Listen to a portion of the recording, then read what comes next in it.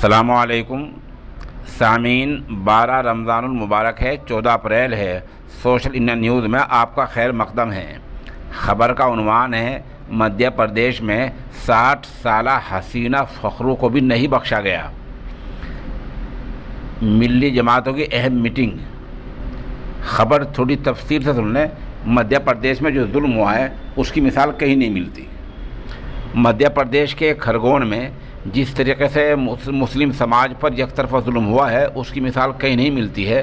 کھرگون میں پولیس اور انتظامیہ نے 52 مکانوں اور دکانوں گرایا ہے۔ 80 سے زیادہ لوگوں کو یک طرفہ طور پر گرفتار کیا گیا ہے۔ انہی گرائے گئے مکانوں میں سے ایک مکان حسینہ فخرو کے نام پر ہے۔ اہم بات یہ ہے کہ یہ مکان سرکاری مدد سے بنا تھا۔ یہ مکان پی ایم آواس یوجنا کے تحت بنایا گیا تھا۔ مطلب یہ کہ اس مکان کا نقشہ اور جگہ وغیرہ سب کچھ جائز تھا۔ یہ مکان 2019 میں بنا تھا۔ اس مکان میں 6-7 لوگ رہ رہے تھے۔ اس مکان کے تمام جائز دستاویز حسینہ فخرو کے بیٹے امجد کے پاس موجود ہیں، لیکن پولیس اور انتظامیہ نے اندھا ہو کر کچھ نہیں دیکھا اور محض دوسرے فرقے کو خوش کرنے کے لیے اس مکان کو بھی گرا دیا۔ ایسے اور بھی مکانات ہو سکتے ہیں۔ ادھر اس جو ظلم بہت زیادہ ہوا ہے، یک طرفہ ظلم ہوا ہے اور مسلم تنظیموں پر دباؤ بڑھ رہا ہے، تو مسلم تنظیموں کی 24 گھنٹے پہلے دہلی میں ایک میٹنگ ہوئی ہے۔ وہ سن لیں میٹنگ میں کیا ہوا ہے۔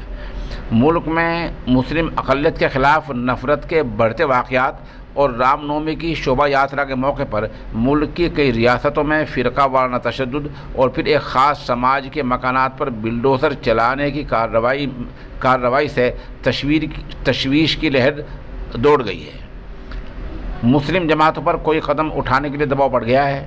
چنانچہ کل یعنی 24 گھنٹے پہلے دہلی میں مسلم لیڈروں کی ایک اہم میٹنگ ہوئی ہے۔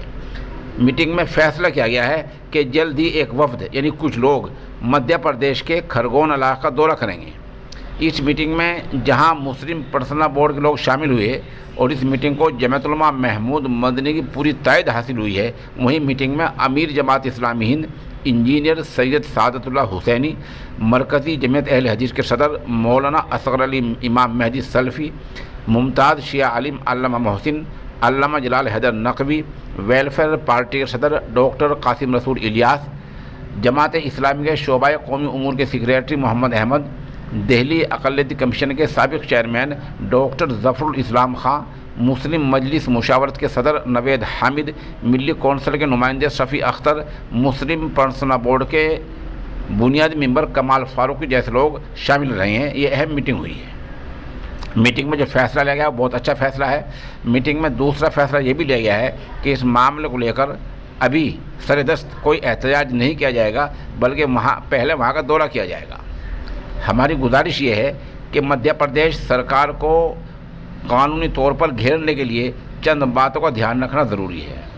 نمبر 1، مکان گرانے کی تصاویر اور ویڈیوز حاصل کرنا، ان کو اکٹھا کرنا لازمی ہے۔ سرکار کے اس اوچھے ہتھ کنڈے کا جواب کہ یہ مکان ناجائز طریقے سے یعنی بغیر نقشے کے بنائے گئے تھے، اس اوچھے ہتھ کنڈے کا جواب دینا ضروری ہے، کیونکہ کسی بھی ایسے مکان کو گرانے کے لیے پہلے نوٹس دیا جاتا ہے۔ اس سرکار سے کچھ بعید نہیں کہ سرکاری ملازموں سے پچھلی تاریخوں میں نوٹس بھی جاری دکھا دے، یعنی سرکاری اہلکار یہ دکھا سکتے ہیں کہ پچھلی تاریخوں میں نوٹس جاری کیا ہے اور کوئی جواب نہیں آیا۔ اس کا ایک حل یہ ہے کہ کیا ایک ہی فرقے نے یعنی مسلمانوں نے ہی وہاں بغیر نقشے کے مکانات بنا رکھے ہیں یا دوسرے لوگوں نے بھی ایسا کر رکھا ہے؟ اس کی جانچ کی ضرورت ہے۔ دوسرے کہ رام نومی کے جھگڑے کے بعد ہی یہ بلڈوزر کیوں چلا دیا گیا؟ پچھلے 3 اور 4 دنوں میں مدھیہ پردیش کے وزیر اعلیٰ اور وہاں کے وزیر داخلہ نے ان غریبوں کے مکانوں پر بلڈوزر چلانے کے لیے جو بیانات دیے ہیں ان کو اکٹھا کیا جائے۔ بہت سے ویڈیو بیان ان لوگوں کے موجود ہیں جن میں کہا گیا ہے کہ جہاں جہاں سے پتھراؤ آئے ہیں ان مکانوں کو نہیں چھوڑا جائے گا، بلڈوزر چلا دیا جائے گا۔ ہماری مقرر گزارش یہ ہے کہ عدالت میں زبانی بات کہنے سے کچھ نہیں ہو پائے گا۔ وہاں جو بھی کچھ ہوگا وہ موجود ثبوتوں کی بنیاد پر ہوگا۔ یہ سوچنا کم عقل کی بات ہوگی، یہ سوچنا کم عقلی کی بات ہوگی کہ اخباروں اور ٹی وی پر تو سب کچھ آ ہی رہا ہے، عدالت کو سب پتہ ہے ہی، اس لیے سارا کام ٹھیک ہے۔ یہ بیکار کی باتیں ہیں۔ آپ کی اس طرح کی باتوں کو عدالت نہیں مانے گی۔ آپ کا وکیل اپنی فائل میں جو ثبوت پیش کرے گا عدالت اسی کو مانے گی.